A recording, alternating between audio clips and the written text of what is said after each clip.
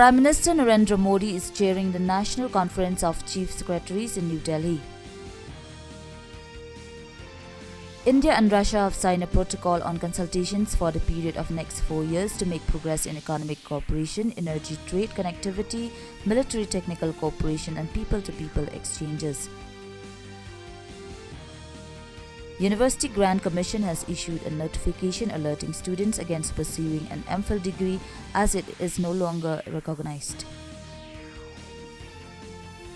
Indian National Congress is celebrating its 139th Foundation Day today.